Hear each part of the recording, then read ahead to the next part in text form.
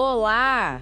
Que bom ter vocês conosco. Nós somos uma IA desenvolvida pelo site .geek. Curadoria de conteúdo humana por Gordo Geek. Eu sou o Eduardo. E eu sou a Jéssica. Bem-vindos à nossa análise de hoje. Vamos ver o que nossa editoria separou de mais importante para essa edição. Olha só, começando com o Joe Rosignol, da Mac Rumors, a Apple deu uma explicação sobre por que os iPads, mesmo com o iPadOS 26 ficando mais parecido com o Mac, sabe? Com janelas e tal, porque eles ainda não rodam o macOS. O Craig Federighi, que é o chefe de engenharia de software, disse que basicamente é para manter a simplicidade do iPad, aquela coisa do toque na tela. Exato. E o macOS, bom, não foi feito para isso, né? Faz todo sentido. Eles querem preservar a identidade do iPad, que é essa coisa touch first, né? Mesmo adicionando funções que lembram o Mac, tipo o Stage Manager e tudo mais, a ideia não é transformar o iPad num Mac desajeitado de usar com o dedo, assim. Agora, ele mesmo disse que as plataformas aprendem uma com a outra, né? Pegam as melhores ideias, quem sabe no futuro com aqueles rumores de Mac Touch ou iPad dobrável. Talvez a convergência venha por outro lado. Exato. Mas por enquanto o iPad é iPad, foco no toque. Falando nisso, o José Adorno, lá no bgr.com, ele levanta uma questão interessante. Com o iPadOS 26 trazendo mais coisa de laptop, né? Janelas, barra de menu, app arquivos melhor, ele acha que tá faltando um detalhe de hardware, o MagSafe. Ah, o MagSafe.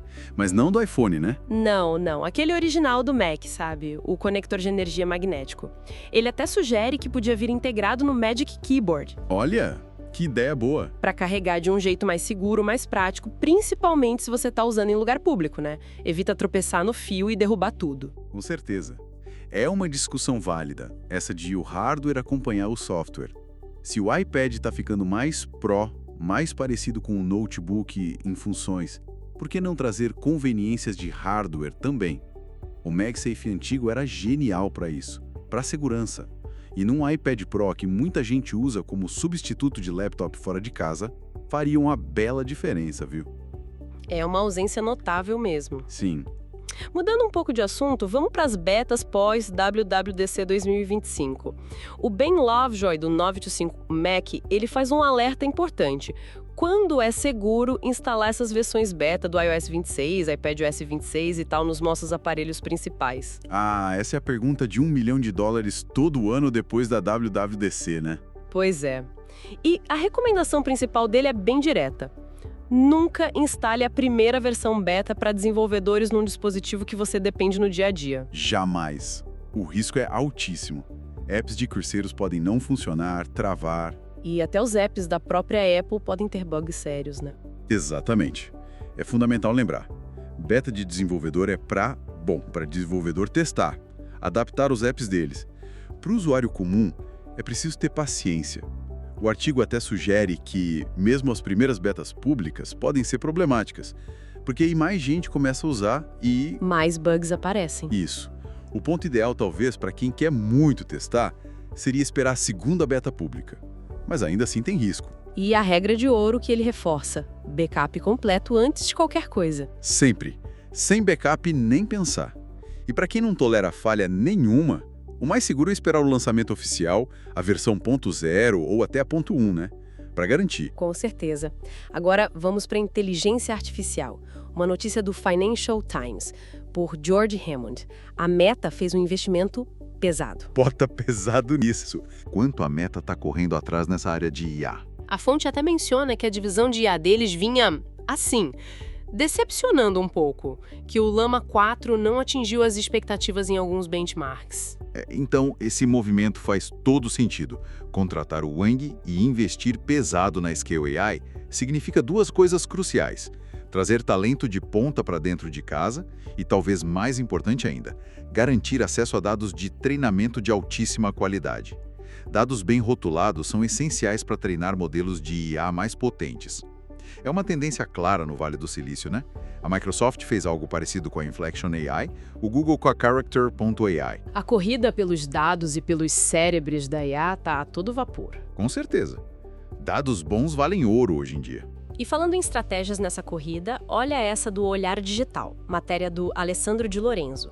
Empresas chinesas estão achando umas formas bem criativas para contornar as sanções dos Estados Unidos sobre chips avançados de IA. Criativas e ousadas, né? Muito. Uma das táticas é levar fisicamente grandes volumes de dados, tipo terabytes, em discos rígidos, dentro de malas mesmo, para outros países. A matéria cita a Malásia, por exemplo. E daí? Daí, lá eles usam os chips americanos proibidos na China, como os da Nvidia, para treinar os modelos de IA. Depois eles voltam para a China só com o modelo treinado, o software. O hardware fica para trás. Caramba, é quase uma operação de espionagem industrial, só que para treinar IA. Isso mostra como é difícil implementar sanções tecnológicas de forma 100% eficaz, né? Você controla a vinda do chip para a China, mas se eles conseguem acesso ao chip em outro lugar... E levam os dados para lá. Exato. As regras dos Estados Unidos tentam ser abrangentes, impedir importação, acesso à fabricação, até envolvimento de cidadãos americanos. Mas sempre acham uma brecha. A matéria até lembra que a administração do Trump reverteu alguns limites de compra que existiam para outros países, o que, talvez indiretamente, tenha até facilitado essa triangulação toda. Que coisa, hein? É a guerra dos chips com estratégias de guerrilha. Totalmente. Um jogo de gato e rato tecnológico. Mudando para hardware de consumidor. O Wendel Martins, no canaltech.com.br, fala da Xiaomi. Parece que a submarca Redmi está preparando um tablet novo, o Redmi K-Pad. E o diferencial seria uma tecnologia de tela inédita para tablets Android. Um painel LCD com 2 drivers de vídeo integrados, 2 DDICs. Ah, interessante. 2 drivers, Isso normalmente a gente vê em monitores de altíssima performance, não tanto em tablets. E o que isso significa na prática? A matéria fala em resolução ultra alta. Bom, ter 2 chips controlando a tela em vez de um só pode permitir várias coisas. Primeiro, sim, uma resolução maior. Os rumores falam em mais de 3K numa tela de 8,8 polegadas, o que é bastante.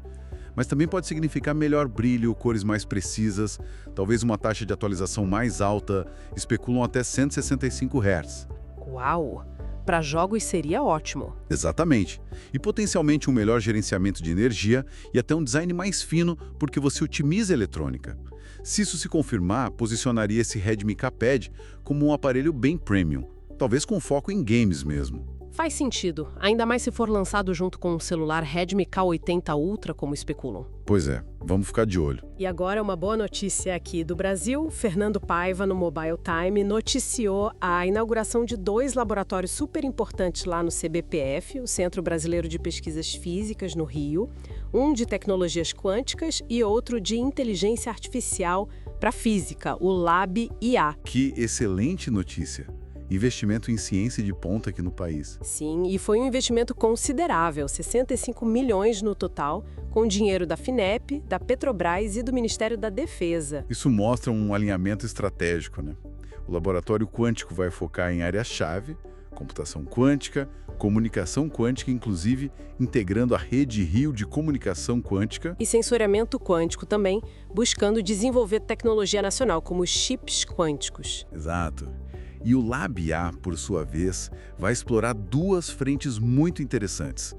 A IA baseada em física, que usa princípios da física para criar modelos de IA mais robustos, e a tal da IA quântica.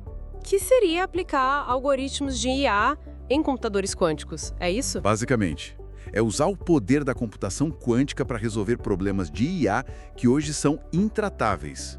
A ministra Luciana Santos até destacou a importância disso para a autonomia tecnológica do Brasil. É um passo fundamental para a gente não ficar para trás nessas áreas que vão moldar o futuro, né? Sem dúvida. Estratégico e necessário. Falando em futuro e tecnologia de ponta, vamos dar um pulo no Reino Unido. Brandon Villarolo, no The Register, informa que o governo britânico injetou mais uma boa grana no projeto de energia de fusão STEP. Foram mais 2,5 bilhões de libras. O objetivo é construir um protótipo de reator de fusão, um tokamak esférico, que é um design que eles acreditam ser mais eficiente.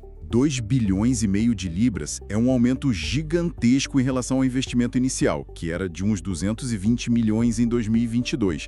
Mostra que eles estão apostando alto na fusão. A meta deles é gerar energia limpa e, teoricamente, ilimitada, até a década de 2040. É a grande promessa da fusão nuclear, né? Energia limpa, sem lixo radioativo de longa duração, combustível abundante.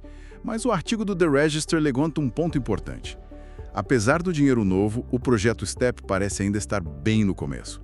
Na fase de design, de planejamento, o caminho da fusão até virar uma fonte de energia comercialmente viável ainda é muito, muito longo e cheio de desafios técnicos enormes. Tipo, conseguir mais energia do que se gasta para iniciar e manter a reação, né? O tal do ganho líquido. Exatamente. O NIF, lá nos Estados Unidos, conseguiu a ignição, mas sem ganho líquido de energia sustentado. E os recordes de tempo de confinamento de plasma na China e Europa são importantes, mas ainda não resolvem as questões cruciais de temperatura e energia para um reator comercial. Ou seja, é uma aposta de altíssimo valor, mas o retorno ainda é incerto e distante. É bem por aí. Uma aposta de longo prazo, com certeza. Agora, voltando para os nossos computadores, Rafael Gianotti, no canaltech.com.br, traz novidades sobre o futuro da velocidade de conexão interna. A PCI-SIG finalizou as especificações do padrão PCI 7.0. Opa, PCI 7.0 já? O 6.0 mal chegou direito. Pois é. O PCI 6.0 deve começar a aparecer em produtos em 2025, 2026. E o 7.0, que está previsto para depois de 2028, vai simplesmente dobrar a largura de banda de novo. Dobrar de novo? O PCI já tá rápido pra caramba. Sim, vai chegar a 512 GB na conexão X16, aquela das placas de vídeo, e o mais impressionante, 128 GB na conexão X4, que é usada pela maioria dos SSDs NVMe. 128 GB por segundo num SSD. Imagina isso! Se o PCI 5.0 já está permitindo SSDs que chegam perto de 15.000 MB, o 7.0 é outro patamar. Totalmente. Claro que tem o ciclo de adoção, né? As especificações são finalizadas anos antes dos produtos realmente chegarem ao mercado consumidor. Com certeza, o PCI 7.0 em casa só lá para o fim da década de 2020, talvez começo de 2030.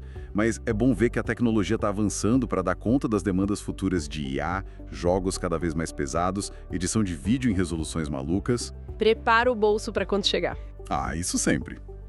E falando em preparar o bolso e futuro dos games, Valdecir Emboava, no tecmundo.com.br, entrevistou o novo CEO da PlayStation, o Hideaki Nishino. E ele foi bem direto. A principal prioridade da Sony no momento é o desenvolvimento do PlayStation 6. Ah, então já confirmaram que o foco é total no PS6? Interessante. Sim, ele reconheceu que o cloud gaming está avançando, claro, mas ele destacou os desafios que ainda existem, tipo estabilidade da rede, o custo por tempo de jogo. Que ainda são barreiras para muita gente, né? Exato. E ele defende que a grande maioria dos jogadores ainda prefere ter o console em casa, rodando os jogos localmente. É a Sony reafirmando o compromisso com o modelo de console tradicional, né? Mesmo eles tendo o serviço de streaming deles, o PlayStation Plus Premium, o foco no PS6 mostra que eles vão continuar nessa linha de hardware dedicado por mais uma geração. Faz sentido, considerando o ecossistema gigantesco que eles construíram com o PS4 e agora com o PS5. E aqueles documentos que vazaram um tempo atrás já indicavam um lançamento pós-2028, né? Provavelmente com a AMD fazendo os chips de novo. Parece que sim. E ele trouxe um dado interessante também. Os jogadores ativos mensais do PS5 finalmente ultrapassaram os do PS4. Ah, que bom. Demorou um pouco, mas a transição de geração finalmente se consolidou, então. Isso dá mais segurança para eles focarem no PS6. Com certeza. E para fechar, uma notícia que parece coisa de filme de ficção científica, via Slashdot, originalmente da Nature.com, cientistas lá na China conseguiram pela primeira vez cultivar pequenos corações humanos dentro de embriões de porco. Como assim? Corações humanos em porcos. É isso mesmo. Eles pegaram células-tronco humanas, reprogramaram e fizeram elas sobreviverem dentro de embriões de porco.